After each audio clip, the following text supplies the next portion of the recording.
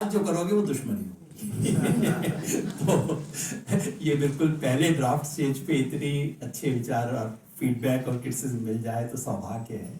मैं ज़्यादातर बातों से सहमत हूँ, मेरी अपनी सीमाएं हैं। शैल जी ने जो कहा, निश्चित ही रामकृष्ण परमहंस नारायण गुरु वो और रामकृष्ण परमहंस का नाम इसमें न होना, दरअसल विवेकानंद का भी होना चाहिए था, न होना एक तरह से हमारे फिर उसी पूर्वाग्रह को दिखाता है जो बार बार कहता है कि अगर तुमने किताब नहीं लिखी तो तुम बेचारा कैसे हो गए। तो वो उसकी कमी है और वो कमजोरी है, उसको ठीक करना ही चाहिए।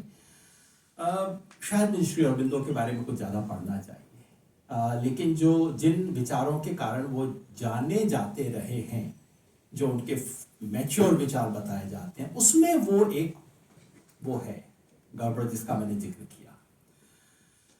एक सरन पे मैं सहमत आपसे नहीं हो पा रहा होता। मैंने भी वही तिब्बतन से बुला के 10 वॉल्यूम पढ़ना शुरू कर लिया, और उनका जो सबसे प्रसिद्ध ऐसे है, आप भी जानती हैं, क्राइसिस ऑफ हिंदुइज्म, जो उन्होंने एक बार नहीं 6 बार लिखा। 60 के दशक में पहली बार लिखा और अंतिम उसका रिवीजन उन्होंने 1993 में किया। मैं आपसे आग्रह करूंगा आप 1993 वाला वर्षन पढ़ लीजिए, फिर उसके बाद शायद आपकी धारणा बदल जाए। मेरी तो बदल गई।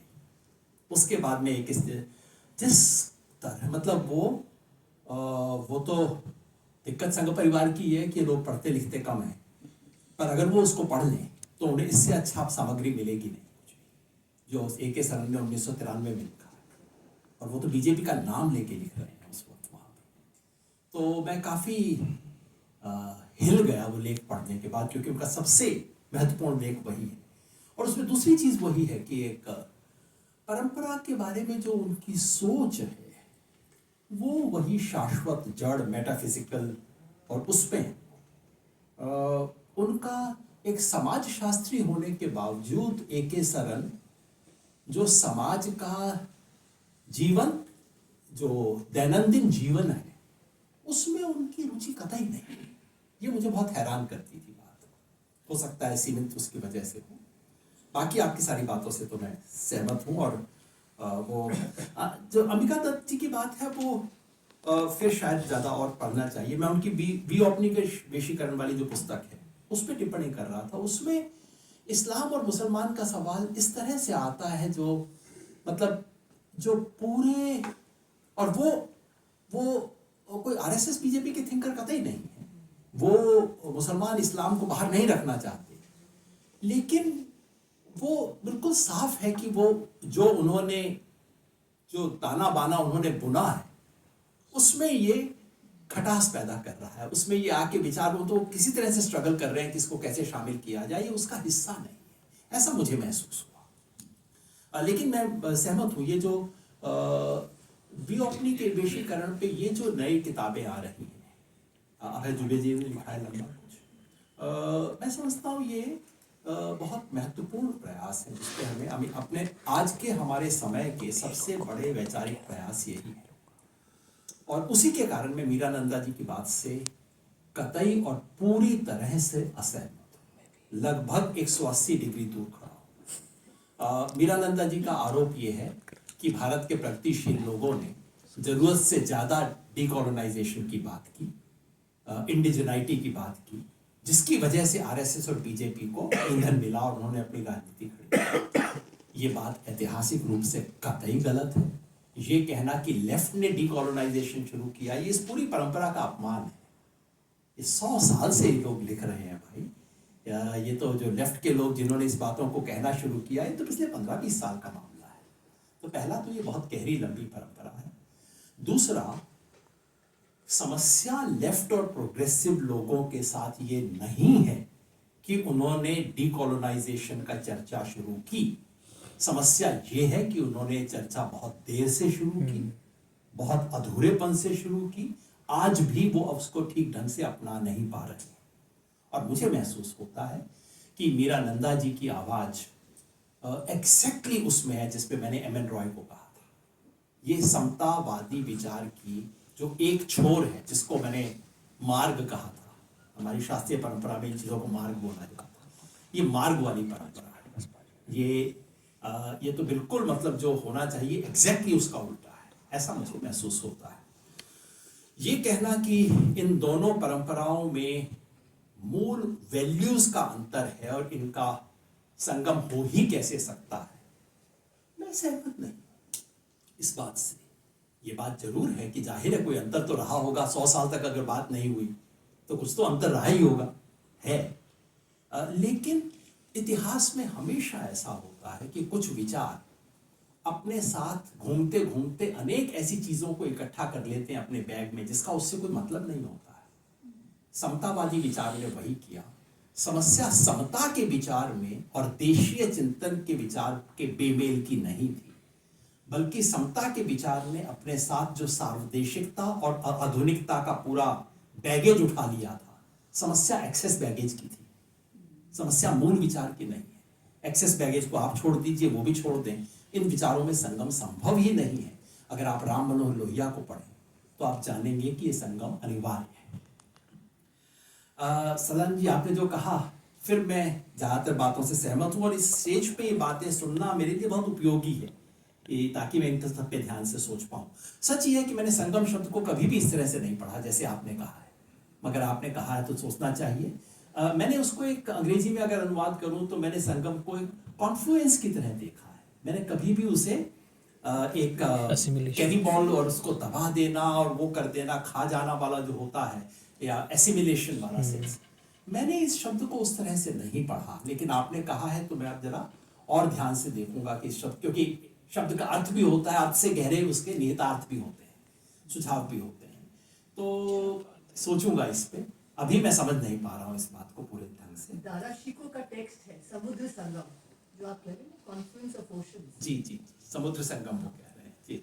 जैसे मैंने दारा शिकोह को एक दूसरी चीज के लिए पढ़ने की कोशिश की कि ये जो धर्म शब्द है उसका अनुवाद दारा शिकोह कैसे करते हैं, क्योंकि मैं जानना चाहता था धर्म जो है ये कब हिंदू धर्म बन गया, ये हिंदू धर्म क्या चीज हो गई, कब बनी।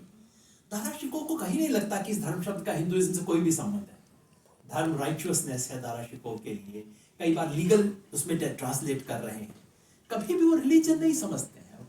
कहीं दारा शिकोह को एक क्षण के लिए भी नहीं लगता कि ये कोई इस्लाम के विरुद्ध कोई चीज है। ये तो हमारे आज के तरीके और भाषा हमने बना ली है। जो बी आर नागराज और इनको ब्रेक अवे है और इन्हें ये अलग अलग चले, खुशी से चले, जबरदस्ती जोड़ने की कोशिश हम क्यों कर रहे हैं? क्योंकि मैं हिस्टोरियन ऑफ आइडियाज नहीं, मैं पॉलिटिकल प्राणी हूं, मैं एक पॉलिटिकल एक्टिविस्ट हूं। क्योंकि ये दोनों खुशी खुशी से अलग नहीं है, ये दोनों बहुत दुख से अलग है। और ना सिर्फ ये आपस में दुख से अलग हैं, एक दूसरे पे तोहमत लगाते हुए अलग है, ये चलता है विचारों से कोई फर्क नहीं पड़ता। इनका अलग होना मेरे राजनीतिक पैरालिसिस का कारण है, इसलिए मैं चाहता हूं तो मानती यहाँ बैठे हैं उन चंद लोगों में से जिन्होंने इस सवाल पे, लेफ्ट में मेरे ख्याल में बहुत कम लोग रहे जिन्होंने इस सवाल को उठाया, वैचारिक स्वराज के सवाल को। तो मजबूरी, ये कोई एक हिस्टोरियन ऑफ आइडियाज या लिटरेरी क्रिटिक की प्रस्ताव नहीं, ये एक राजनीतिक प्राणी की मजबूरी है। आज मेरे सामने जो पूरा तंत्र खड़ा है, इस तंत्र का मुकाबला करने के लिए मेरे पास क्या औजार है? अगर औजार केवल वो है जिसे हम लिबरल, सेकुलर, प्रोग्रेसिव लेफ्ट कहते हैं, मैं लिख के देता हूं कि ये लड़ाई हम हारेंगे और बार बार हारेंगे। इस लिबरल, लेफ्ट, प्रोग्रेसिव, सेकुलर जमात को जब तक वो इस देशीय परंपरा से कुछ नहीं सीखे तब तक वो हारने को अभिशप्त है। आपकी जगह बहुत स्ट्रॉन्ग अब मैं भाषा में आ गया, लेकिन वो है अंदर, इसलिए प्रस्ताव है। खुशी खुशी अलग नहीं है। जो डाउन साउथ के बारे में आपने कहा, बिल्कुल सही कहा। दरअसल मैंने खुद कोशिश की है लिखने की, और मेरा वो लेखन यहाँ नहीं है, लेकिन मेरा प्रस्ताव एग्जैक्टली वही था जो आपने कहा है। मैंने उसे दक्षिणायन कहा। मैंने कहा इस देश में अब दक्षिणायन का समय आ गया है कि दक्षिण से खास तौर पे तमिलनाडु और केरला के जो विचार हैं वो अब पूरे देश में आए, क्योंकि बहुत कुछ बुनियादी विचार हैं जो वहां से इधर आएंगे, उत्तर प्रदेश, बिहार में, तो हम बहुत कुछ सीखेंगे।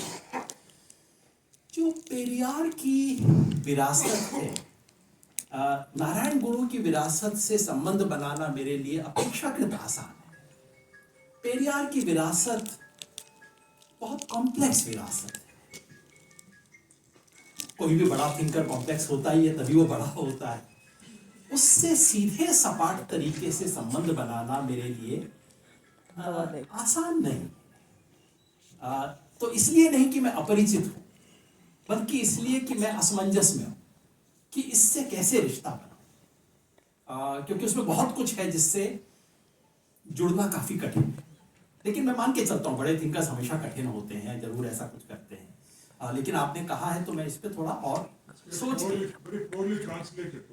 that could also be the reason. Absolutely, that could, and not just poorly translated with a prejudice. वो है, that could well be the reason. Absolutely, you're right.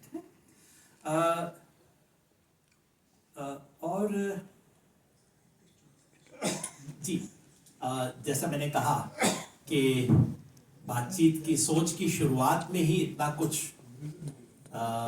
खाद्यान्न और खाद मिल जाए, ये मेरा सौभाग्य है। आप में से बाकी लोग भी जो बताना चाहें जरूर बताइए। कोई लिख के भेजना चाहे तो मेरा नाम जो आपने सोचा होगा वही मेरा ईमेल है, yogendra.yadav@gmail.com। आपने सुना, जवाब दिया।